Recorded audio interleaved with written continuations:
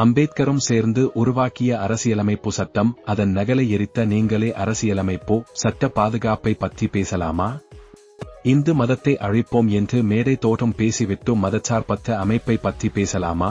கச்சத்தீவை இந்திராவுடன் சேர்ந்து தாரை வார்த்துவிட்டு அதை மீட்டெடுக்க வேண்டும் என்று பேசுவது கேவலமாக இல்லையா? ஒருவனுக்கு ஒருத்தி என்னும் தமிழ் கலாச்சாரத்தை பற்றி நீங்கள் பேசலாமா? உங்கள் குடும்பமே சொந்தமாக நடத்தும் சன்சைன் பள்ளியில் இந்தி கற்றுக் கொடுக்கிறீர்கள், இந்தி படிக்காதீர்கள் என்று பொது மக்களை பார்த்து சொல்ல உங்களுக்கு என்ன அருகதை இருக்கிறது? ஒவ்வொரு தொகுதியிலும் வாக்காளர்களுக்கு நேரடியாக பணம் கொடுக்கிறீர்கள், இந்நிலையில் நாங்கள் தான் ஜனநாயக காவலர்கள் என்று சொல்ல உங்களுக்கு என்ன அருகதை இருக்கிறது? சென்னை தமிழை தவிர மீதி எந்த பாசையும் தெரியாத என்பது வயசு மூதாட்டி ஆனவங்க அம்மா வடநாட்டு கம்பெனியிடம் பேசி புதிதாக ஆரம்பித்த கலைஞர் டிவிக்கு 200 கோடி ரூபாய் கடன் வாங்கினார் என்று சொல்லும் உங்களுக்கு ஊழல் பற்றி பேச என்ன அருகதை இருக்கிறது?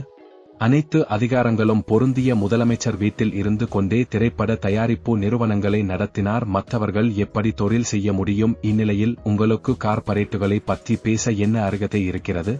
பாபர் மசூதியை நாங்கள் தான் எரித்தோம் என்று வெளிப்படையாக மார்த்தட்டிய சிவசேனை கட்சியுடன் கூட்டணி வைத்துக் கொண்டு மதச்சார்பின்மை பேசுவதற்கு கேவலமாக இல்லை.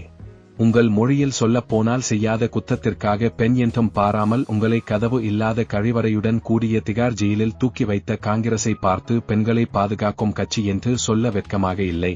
இத்துப்போன சைக்கிளில் அறிவாலயத்திற்கு வந்து கொண்டிருந்த ராசா 2000 கோடி பணத்தில் கட்டுமான மற்றும் ரியல் எஸ்டேட் நிறுவனங்களை தொடங்கினார். இந்நிலையில் ஊழலை பற்றி நீங்கள் பேசலாமா?